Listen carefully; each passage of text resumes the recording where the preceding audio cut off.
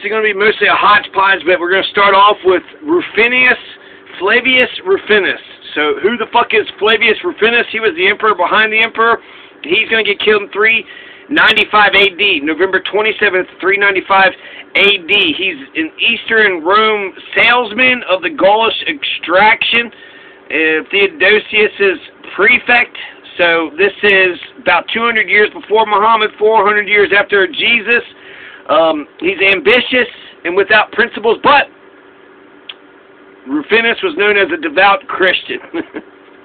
So he's murdering and killing and raping. He has no principles or any values. He's ambitious, but Flavius Rufinus is a devout Christian. So don't worry, everybody. He believes in Jesus. It doesn't mean he, is a good person, but he at least believes in a fictional fairy tale creature. So doesn't that make you feel, don't you feel, you relate to him now, don't you?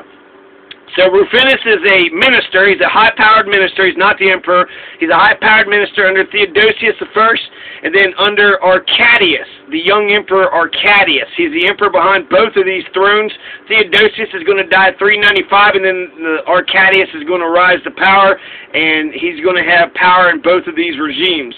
So there's Promotus, and then there's Timesius, the one's Magister Pendidum, and then the Magister Equitum. So this is the court. The courts are the people behind the throne.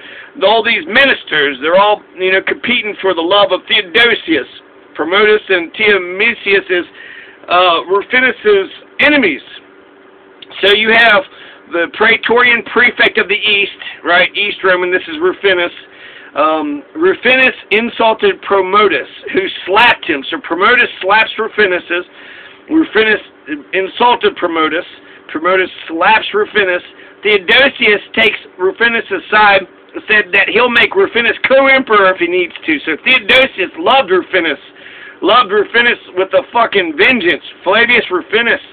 So it just shows you, if you're not the emperor, if you're not the fucking man, nobody really gives a shit, right? Theodosius was actually ready to take Flavius Rufinus and say, hey, both of us, you are my co-emperor. September 392, Rufinus got Theodosius to send Promotus to Thrace, to, hey, go to Thrace for some military adventure.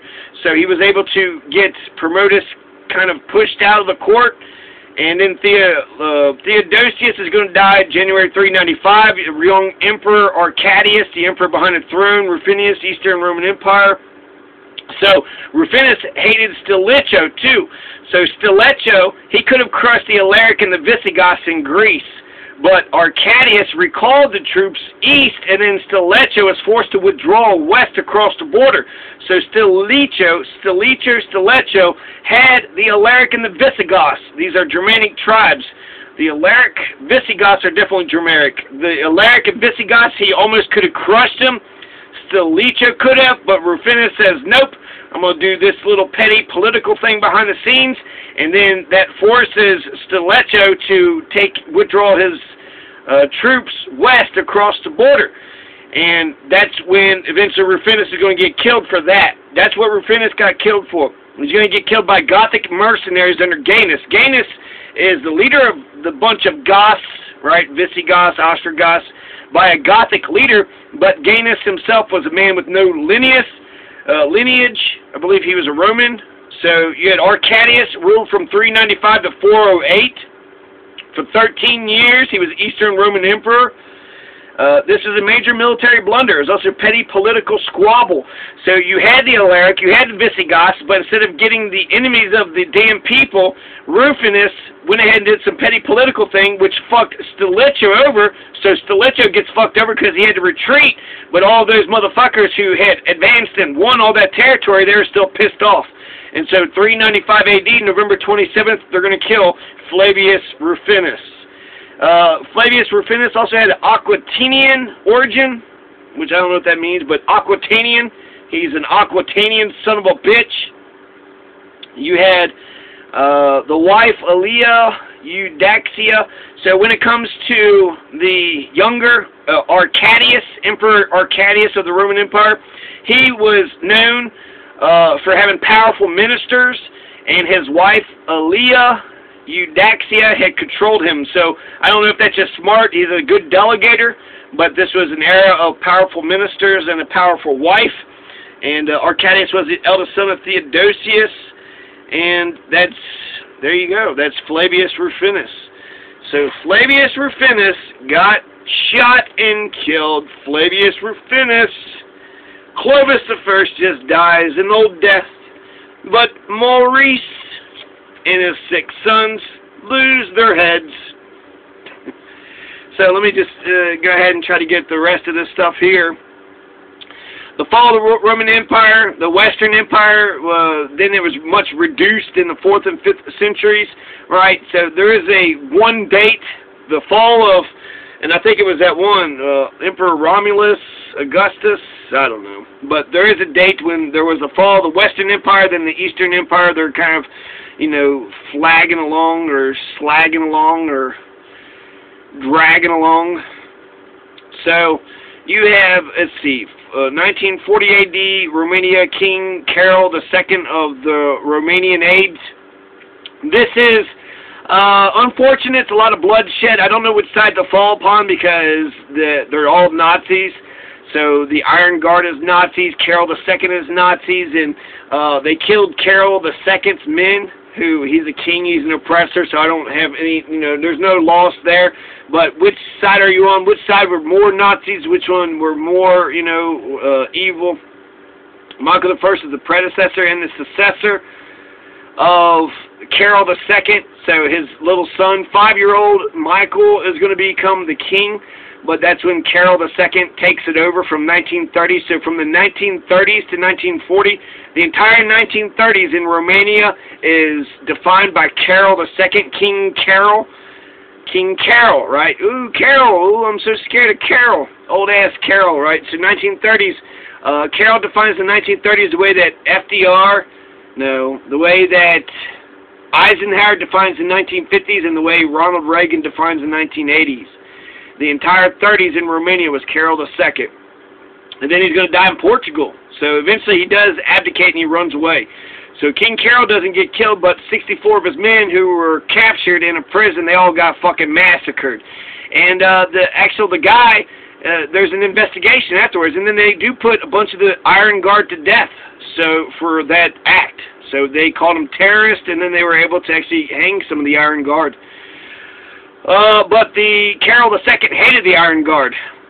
So the enemy of your enemy is your friend. Now, here's something that makes me like Carol. Carol was a womanizer. He had 3 different wives, and because of the Catholic Church and the Christianity, because of his womanizing, he eventually renounces successor rights. So he's like, nope, my son will never, take over. But Michael I does actually eventually take over. So, but his womanizing, and then you could relinquish your successor rights. Okay, I had sex with this woman, so therefore none of my kids get power. That seems to be pretty petty, but even womanizing back in, this is 1930s, so 1930s, womanizing was a way to end your entire regime. What, you like to have sex with women? Well, you don't deserve to have an empire. I think it's the opposite, actually. If you run an empire, give that man, if he does it well, give that man as much, as much women as he likes. So Alger Hiss, he's 1956 AD. He's going to get out of jail. He helped establish the United Nations. He was born in Baltimore, dies in New York at 92 years of age. He was an alleged Soviet spy, but he never got convicted of being a spy, and he maintained his innocence until his death. So Alger Hiss really gets fucked over. Is he a Soviet spy or not, right? The Rosenbergs get killed. I think they did, pass some secrets off to the Russians, but Alger Hiss, he says he was innocent. And he spends 5 or 6 years in fucking prison, 44 months. 44 months, which is 3.5 years. 3 3/4, nearly 4 years. Mars II, first man-made object to reach to Mars. A series of unmanned Mars landers and orbiters from the Soviet Union made it, but the lander lost. The landing system failed. It was the Venera 9 orbiter. Venera 9 orbiter was one of the things that they sent out there. Not the lander that failed, though. Iron Guard kills 64 of King Carol's aides. You have 3 Iron Guard death squads, the Nicodori, Decemviri, Razbonatore, the Jalava Massacre. They call this the Jalava Massacre because the prison was called Jalava. The 64 people that were killed, the massacre. It wasn't a massacre. They just lined them up. How they said they did it was they ordered all the guards into each one of the jail cells and then ordered the prisoner to stand and then shot the prisoner in the head. So, you know, it's fucking war. War is hell. This is 1942, so the World War II isn't even over when this shit happens. The new prime minister is Anton Nescu. So Anton Nescu is kind of the rival to Carol II. He wanted to have a trial. He actually wanted to have some show trials and have a rigmarole to make it look like it was fair and just, and then kill him. So he was mad that he wasn't able to get his hands on them and kill them himself. So it happened during the night. It started November 26, 1940, spills over to November 27, 1940 at the Jalava jail near Bucharest in Romania. There's also some pogroms and some other legionnaire rebellions. So it depends on which side's with the Nazis. If you're on the side of the Nazis, fuck you, right? If the 64 political detainees killed by the Iron Guard with a bunch of fucking Nazis, who gives a shit? Then eventually next year, July 1941, 6 are sentenced to death and shot. So there was some kind of justice, right? So there's a massacre, the Jalava Massacre. Maybe it was justified, maybe it wasn't justified, but eventually 6 people from that massacre are going to be sentenced to death and shot for it. So there's, you know, sometimes with America, there's, with our troops, we'll throw them in jail, but we don't actually execute them. I don't think we've executed our soldiers for doing shit. You know, Oliver North he's like, he got a slap on the wrist, and now he's a major fucking diplomat, right? God, what a genius. He was able to get the Contras, all that money that he got from Iran. What a genius. They paid homage to Codruno. Codruno is a guy. Anton Nescu is a guy. Carol II had repressive measures against the Iron Guard, so he hated the Iron Guard, which helped the legionnaire movement. The prime minister was Armand Călinescu, Antonescu, Codreanu. Cornelia Zelia Codreanu was born Cornelia Zelinski. 64 were killed. The street decreed otherwise, proceeding to implement justice itself. The street went ahead and decreed themselves in the power. So I think Anton Nescu is going to get killed for war crimes because he had associated himself with the Nazis. So Anton Nescu was mad that the Iron Guard killed all these people, but he killed some of the Iron Guard people, but he's a fucking Nazi. So is the Iron Guard is sounding good. Carol II's a fucking Nazi, Anton Nescu's a Nazi, the Iron Guard were the soldiers. I don't know. Anton Nescu is going to get killed in 1946 after World War II for war crimes, and then that's it. King Carol I died in 1914. The Princess of Forces, you know, the guy, Carol II, in 1928. And he eventually lives. He does not die. So if you're worried about King Carol II, don't worry. King Carol II, even though he caused untold misery and bloodshed, he lives a long life. He dies in 1953, many years after World War II in Portugal. So with the Franks, he was like, fuck this shit. I'm sick of the Romanian people. I'm going to go hang out with the Franks. And he hangs out with those Germanic bastards in France. Rufinus is killed by Gothic mercenaries under Gaius. Right, Mars II, Lander versus Orbiters. The 4 sons of Rufinus is Cholodomir, Childebert, Clothar, Theuderic. These are the... Wait a second. Rufinus? They're not the sons of Rufinus. They'd be the sons of Clovis, right? The do-nothing kings. So Childeric was the king of the Salian Franks. 486, Clovis opposed Syagrius. Syagrius is going to be beheaded. That's when Clovis takes over France. Roman Empire will not get a hold of France no more. King Carol II is part of the Hohenzollern house. He's anti-Semitic, piece of shit, and he got 64 of his supporters killed. He took forever to leave Romania. He abdicated, went to Sweden, but if he would have abdicated quicker, he could have probably prevented that massacre. So, you know, him holding on to power and not giving it up willy-nilly the way he had promised to do, that got 64 of his men killed. But eventually he gets 6 men of their men killed too, right? So, Charles Beard, happy birthday, Charles Beard. Happy birthday, Jimi Hendrix. Happy birthday, Bruce Lee. Happy birthday, Bill Nye. Clotilda was a Burgundian princess. Clotilda is the one that's going to get Clovis to believe in Catholicism, the Catholics. She was a Visigoth. The Visigoths, she wasn't a Visigoth. She was a Burgundian Catholic, and then that's why Gregory of Tours said that he's the new Constantine, which he is the new Constantine. For France, he made France Christian for 200 years. Clovis did. And Clovis is not Louis. There's no way, I mean, maybe L-O-V-I-S, maybe if you change the V to a U, that looks like, you know, Chloe. But it doesn't, the transformation, it doesn't come directly from Clovis. Ludvukistan or some shit. So Louis, so great Christian. He's a good Christian. He killed lots of people, but as long as he called himself a Christian, that's all that matters for these people in power, because then all his followers will call themselves Christians, and that keeps the Christian fucking bureaucracy in power. Arianism, so this is the problem with Clovis. Clovis, there's a bunch of Arians. The Visigoths were Arians. What does that mean? The Arians were Visigoths. The Arian Christians. Arian was just that Jesus was created by God. Jesus is not God. Jesus is created by God. God is God. Only God is God. Jesus is not God. The Holy Spirit is not God. There is no Trinity.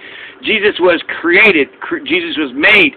Jesus was, you know, Mary actually created Jesus, right? Impregnated her, but the Council of Nicaea says that Jesus was begotten, not made. So he came of the Father, and he is of the Father. He is the same person. The Trinity says 3 people is 1 person.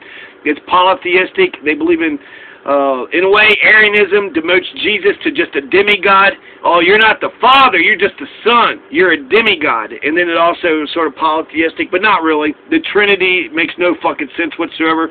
But the Council of Nicaea says that Arianism, if you believe that Jesus was created by God, that's heresy. And so a lot of people got killed because they're like, nope. No, Jesus impregnated Mary, and then Mary gave birth to Jesus. Nope, that's not how it happened. Fuck you, and then you get your head chopped off, right? So, he wasn't an Arian, he was a non-Arian. The Arians were the enemies. The Arian Christians, Jesus was created by God. They're actually right. They're actually correct, right? If there is a Jesus. The Trinity is fucking bullshit, so what the fuck are you talking about? But back in the 500s, it was important for Clotilda. Right, isn't that a beautiful name, Clotilda? You had 5 kids, Clovis and Clotilda. Clovis and Clotilda. And then, of course, Clotilda is going to be known as Sally, and they're going to use Sally in France for the rest of their lives, just like Clovis is known as Louis. So, because of Clotilda's belief in the Catholic God, that eventually you have Clovis says, if we win this battle, then I'll become a Christian. He becomes a Christian the last 3 years of his life. A Catholic Christian. He was a Frank paganist, so he believed in his pagan gods, the Franks, right? The Franks believed in pagans. So, eventually his sister is going to marry the king of the Ostrogoths, and so the Franks and the Ostrogoths are going to get along. His princess is a Burgundian princess, so he's allies with the Burgundians. He's allies with the Ostrogoths. He fights the Visigoths. He fights the Alemanni. He fights some Burgundians, but he never fully conquered the Burgundians. He conquered the Alemanni. He conquered the Thuringians, and the Alemanni. I've seen Alemanni, Alaman. In Creole, they call the German people the Alaman people. So the Franks are going to be the French people, the Burgundians. I guess Alaman is going to eventually become the Germans. So 498 defeated Romans, the Gauls for Franks. He's a drunkard. So Clovis was a fucking drunkard son of a bitch. He was a long-haired king, and he killed anybody who didn't bow down to him. He's a long-haired king. They called him the beginning of the long-haired kings. So he had long hair. He's a drunken piece of shit. He broke a vase. There was somebody that broke a vase. He took a battle axe to their head. So for tiny little, you know, infractions, he would kill soldiers. So he was kind of a hard ass. Would you break that you broke that fucking vase? Then let me break this axe over your fucking face. Let me break your face with this battle axe. He's baptized by the Pope just a few days or years in 508. And then, of course, he's the one that defeated the Romans. And then the king of the Franks, right? So they're all a bunch of goddamn fucking Germans. All the French people is a bunch of fucking Germans. Why do the English people and the French people and the Turkish people, why are they such assholes? Because they're all fucking Germans. And this is for my white friends, but my white friends, they don't like it when I say to my black friends that allow me to say it. You know, I'll happily give up any racist words. It's not the word, it's the meaning behind the word, okay? So, white people. You know why white people won't allow other whites to, you know, say nigga? Nigga means my friend, my brother. Hey, I love you. What's up, my nigga, my friend, my brother?